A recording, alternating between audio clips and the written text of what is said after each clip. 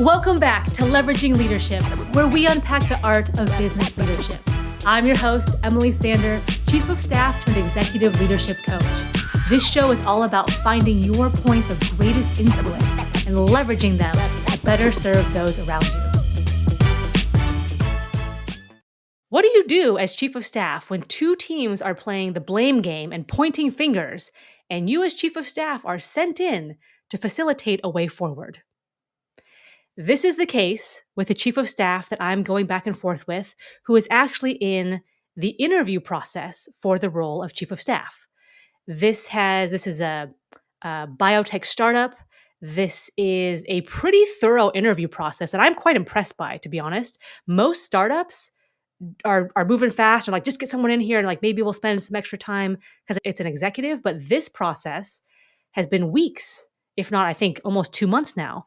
And there's been virtual meetings on Zoom. There's been in-person meetings, multiple in-person meetings. It's been with the founder. It's been with the executive team. And it's even been with select members of the management team. That's impressive to me. A previous episode we had on here talked about how top performers and high achievers want a rigorous and selective interview process. So I think this is a great example of that happening here with this chief of staff. One item that's been coming up in this part of the interview process, she's pretty far along the interview process in final rounds, and they've given her an actual scenario that's happening in the company, which is, hey, we have these two teams and they're not getting along. They're defensive, they're territorial, they're always pointing fingers. It's just like a blame game all the time. There were some recent departmental changes, so structural changes that exacerbated this basically. So that's the high level context of what she's walking into. They said, meet with the two managers as part of this interview process, meet with the two managers of the two teams, and then give us your high level debrief notes from that. And they liked that and they wanted more. And they said, okay, so now we want more information about how you would approach this were you to come in as chief of staff. So what would you do in your first 30 days with this particular issue? So talk to us more about what you would need in order to help solution this the best going forward. And so she and I were going back and forth on ideas and different ways to structure and position the recommendation and go forward plan. I want to share some highlights of those exchanges with you here because I know this is a common topic with aspiring chiefs of staff in the interview process or with existing chiefs of staff who have two teams who are at loggerheads and can't find a way to move forward together. So here's some of the things that we went back and forth on, and you can pick up ones that resonate or are relevant to you, and then obviously discard anything else that isn't helpful. So the first thing is she already had the one-on-ones with the managers. I think that's the first step in this process. Fast follow would be having one-on-one meetings with the individuals on the team. Now, if you're at a larger company, this might not be as feasible. If there's like hundreds and hundreds of people on the team, might not have time. But if you're in a situation, in this case, there's a couple dozen people. So it will take some time, but it's feasible to do. So taking the time to meet individually with all the team members and really getting a sense of how they're perceiving this situation. Let's dig into those and open those up a bit. So really getting some on the ground data points from people doing this day to day and the management team. From there, you can do an anonymized roll-up report. So meaning what this is not is a blow by blow of like, well, I spoke with Emily and she said this, this, and this. And then Raul was like this, and this. And then Sean was like this, and this. It's not a play by play like that. It's here are the main themes that came out of all these conversations I just had. Here are the main patterns. And here's clearly a pain point. Every person said this over here. And over here, like 90% of people were talking about the same situation, the same scenario they get really frustrated by. So those thematic pieces come up. You can do the report out to the leadership team. I would recommend that. I would also do it to the managers and the teams themselves. I think this is important. And this is where you can frame this up in a way where the initial debrief of the findings from the report is not to do anything. It's not to assign blame or declare a winner. It is simply to understand this situation more fully at the end of the meeting than you did walking in at the beginning of the meeting. Another way to say that is if I know more about why the other team has that perception, don't have to agree with it necessarily, but I understand how they get there, and I didn't understand that before, that's a win. That's all we're doing in this meeting. You don't even have to participate in this meeting. You just sit there, team A and team B, and you listen and you take in and you hear the report out and the anonymized roll up of all these conversations. That might be a next step. So you're not defending it. You're not saying, yeah, but, or like, no, in that situation, like, don't forget, like, you did this over here. No. We're not talking about that. It might be a I've I had a former colleague who was like, "This is a shut your lips and learn meeting." I love that phrase. So it might be one of those. You might not use that phrase, or you might use that phrase where it's like, "Hey, this is not where we say anything. I'm gonna talk and you're gonna listen." It might be one of those, but to better understand. So the goal of this meeting is just to understand more at the end of the meeting than you do right now. That could be the preface of the thing. Then subsequent meetings could be around, okay, now that you've had a little bit of time to digest that, maybe get people's thoughts or general reactions. Maybe you give them some prompts on some language to use there where like we're not going to say you and point a finger because that just triggers people, but maybe talk about a situation or when this type of thing happens that makes me feel like this, or share an observation or just experience or a factual set of data. So, if I receive a Slack message that says this and this in this tone, this is how I respond. This is how I receive that. You don't want to linger there. You don't want to spend a whole bunch of time there and get into like blow by blow.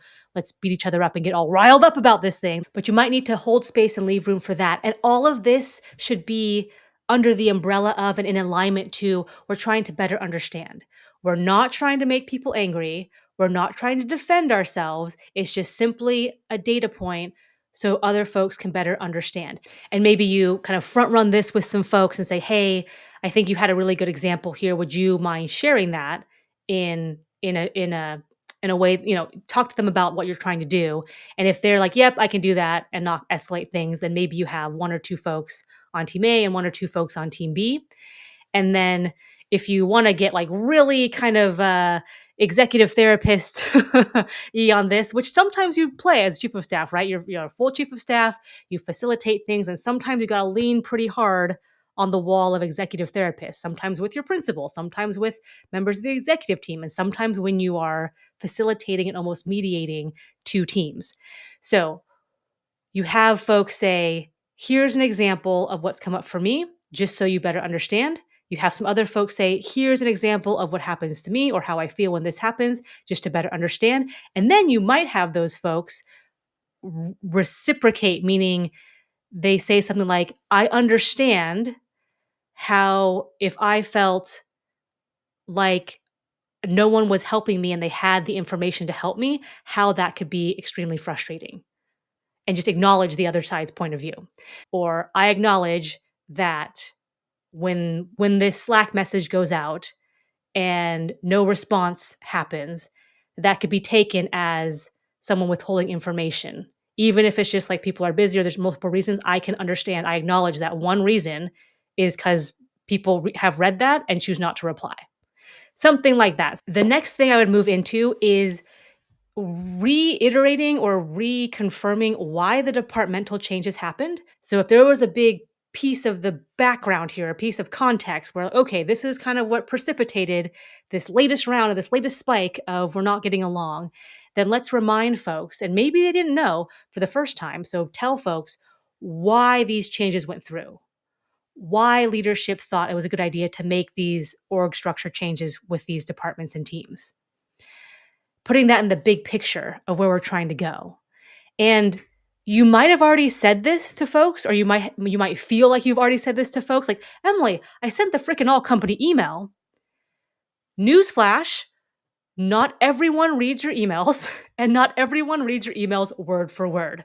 Also, some people might have been out that day. It accidentally went in their like junk folder, or they deleted it really quick because they're going through emails to catch back up. You don't know. Some people might not like to read long emails and paragraphs. Maybe they like to hear information. like to have people tell them and have a discussion about. That's how they take in information best. So, just putting it out there, if you feel like I already said this, they should know why this happened. They should know why this occurred. Maybe they should, but maybe they don't. And so you have to repeat it. So I would reiterate why the departmental changes went through. And again, some people can disagree with that. I hear what you're saying, but we shouldn't have done that. But if they understand why it happened and they're like, okay, I hate this.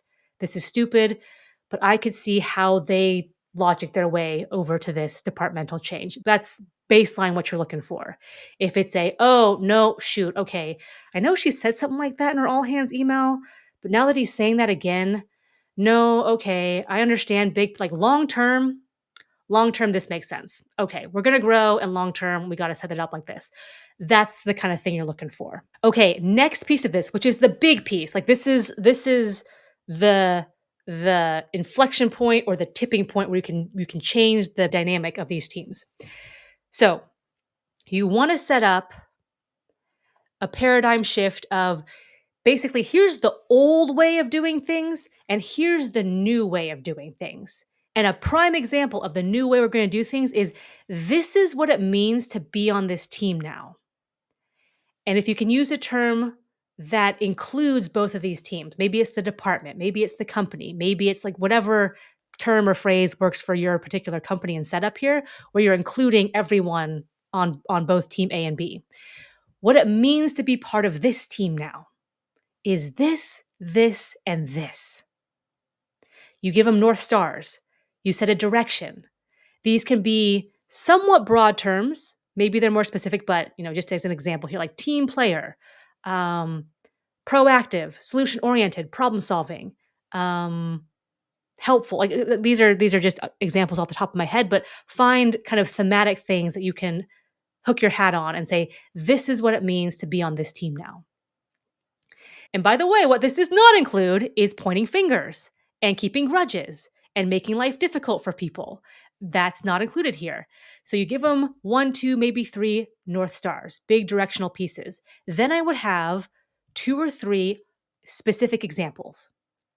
And these could come out of the individual conversations you had with folks, from managers, from the initial kind of exchanges between the teams, if you've had that, from initial conversations with the leadership team in that rollout. So you can pull these from different places. But if there was clearly like, okay, everyone is pissed about this Slack channel or what happens over here in these client calls or whatever it is, if you've picked out like, look, all of team B said this and 90% of team A said this, these are clearly things that bug people.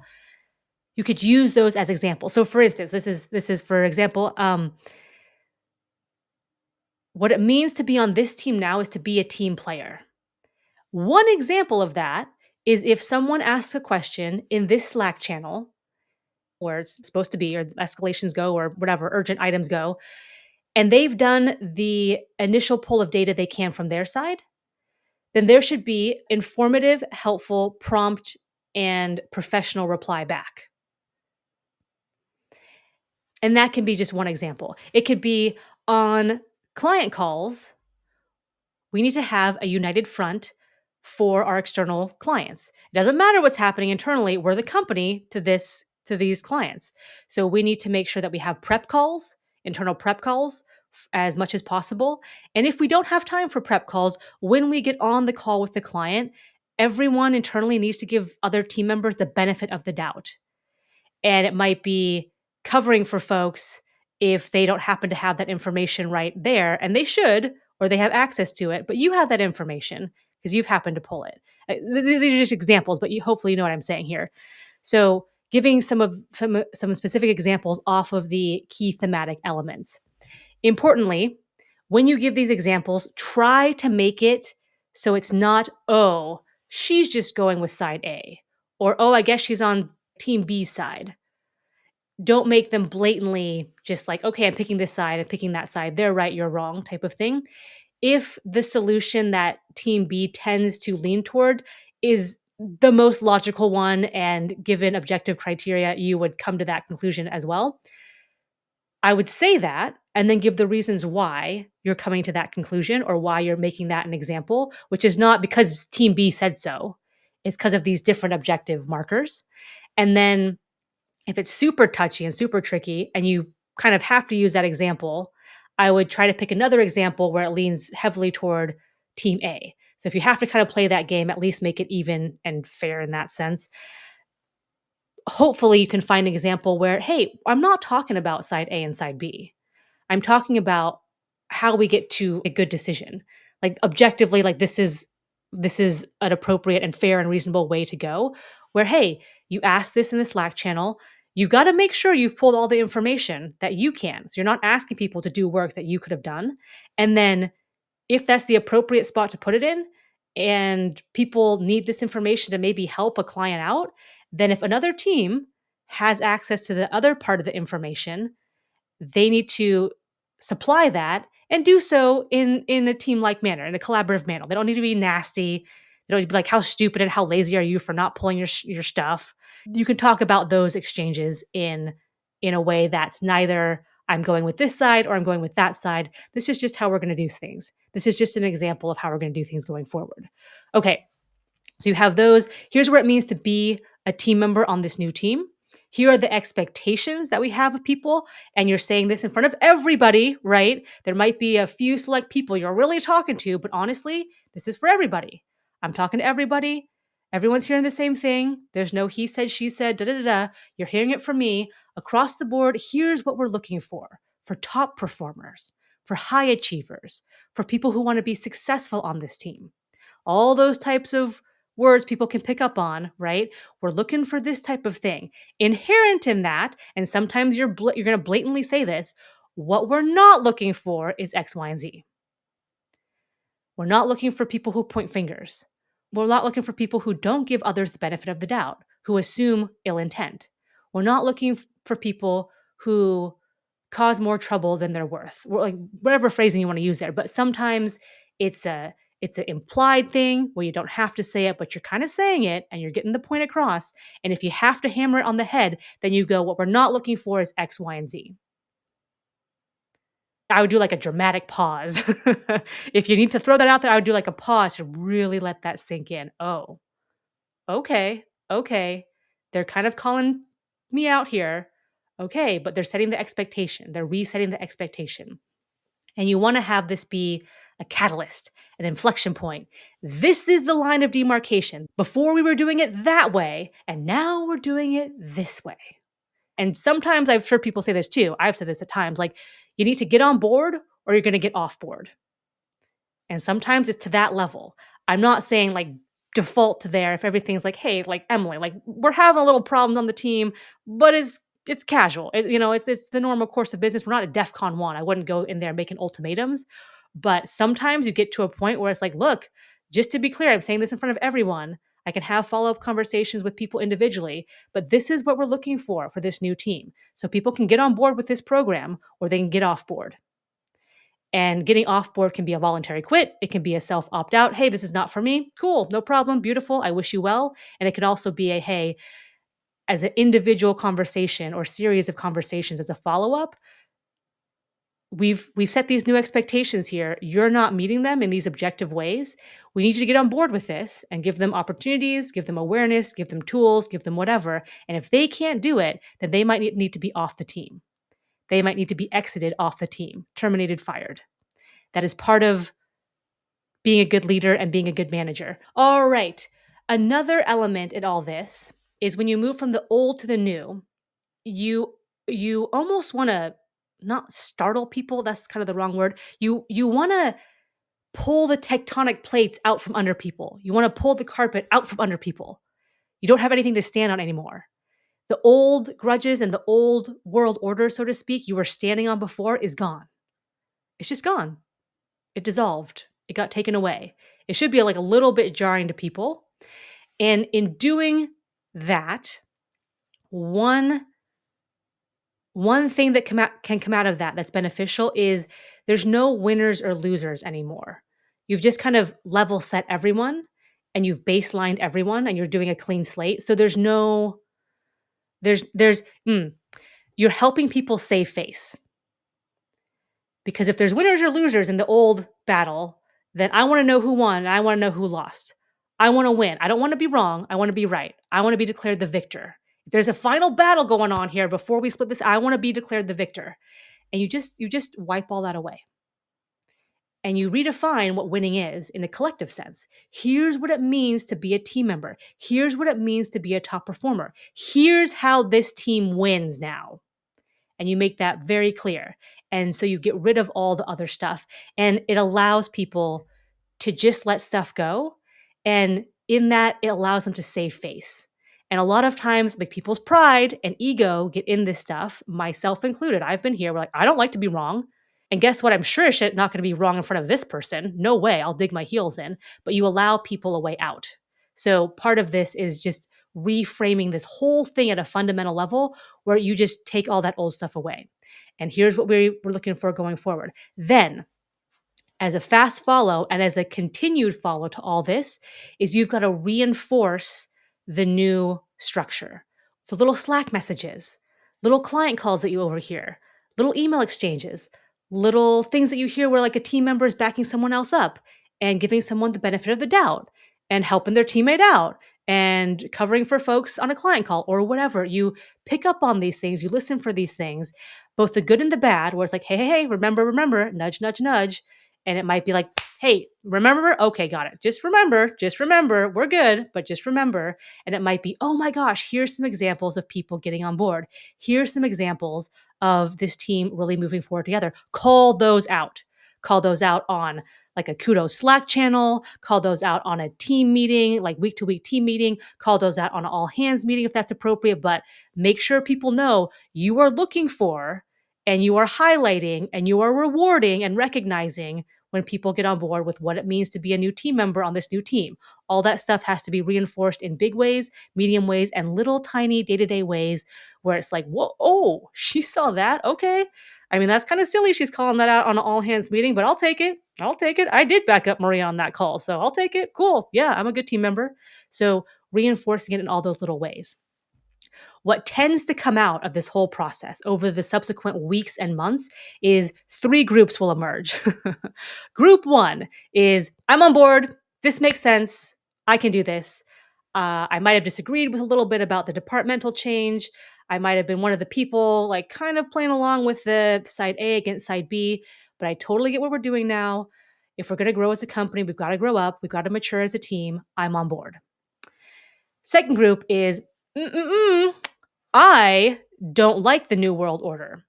I think it's stupid. I think it's silly. I think it's woo-wooey. I think it's soft. And I think we're going to stay right where we are. So guess what? I'm going to set up camp here. I'm going to lean back. I'm going to dig my heels in. And you try to move me. Group three is I don't really care. Like we've had these team meetings. You did the one-on-ones. You did the debrief. I was there for it. I listened. It was fine, but I don't really care either way. You want me to do something new in Slack? Cool. You want me to do a client call a different way? Cool. I don't care. I like this job, but I don't really care about this stuff. I don't have a deep dog in this fight.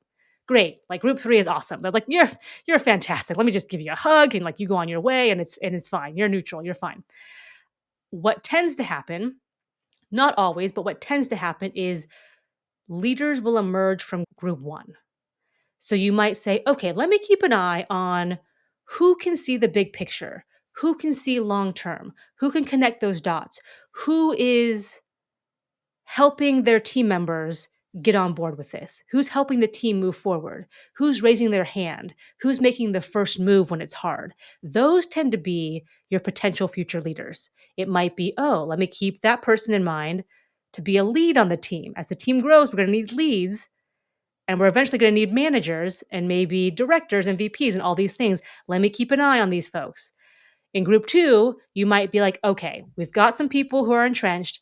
Let me talk to them one-on-one. Let me try to get them on a one-on-one basis and get them on board. Sometimes this works, and sometimes it just takes time, and sometimes it takes one-on-one attention. Sometimes it doesn't work because someone is incapable or unwilling to make the change needed. And in that case, sometimes a change is needed. The getting rid of underperformers is equally as important as recognizing and promoting your top performers. Because if you have a team where people are doing a good job and doing an honest day's work and working hard, and they see, well, this person who's not doing their job, who's causing all sorts of trouble, who is a pain in the butt to work with every time I have to interact with them, if they're allowed on this team and they're being like maybe even recognized for being good at this, like what are we talking about here? So it demoralizes the team in that sense. So part of your job all the time is to look for and recognize your top performers and underperformers and address those accordingly, but especially in these inflection points where okay, we've had the conversation, we've done the paradigm shift, we've set expectations. In that aftermath, those weeks and months afterward, this is where you kind of like have shaken things up and then you watch where things settle and you watch where people settle too. It's like, oh, okay. Oh, dark horse. Hey, okay, didn't expect that, but let's keep an eye on that for sure. And like, okay, yep, nope, she was never going to get on board. And now she's making it worse. And now she's going crazy. Okay, now I have to address that. So you kind of can see these in a different light. And it's just something to keep an eye on when things like this happen. Who emerges, who steps up, and who just gets complacent or entrenched in the old way of doing things and can't bust out of that. All right, so those were just some of the highlights that happened in this exchange with this chief of staff in this interview round. And I know, like with everything I say, take what's relevant and useful and resonates with you, and discard the rest. I know there are different combinations and permutations and ways this rolls out. And yeah, but Emily, what about this? Or no, Emily, like that didn't happen in my case. Type of situation. So I understand that. If you have a specific question or a specific scenario, feel free to shoot me an email, emily@nextlevel.coach. You can find me on LinkedIn or just drop something in the comments. But hopefully, some of this has been helpful or at least food for thought for you. And I will catch you next time on Leveraging Leadership. If you enjoyed today's episode, please like, share, and subscribe wherever you get your podcasts.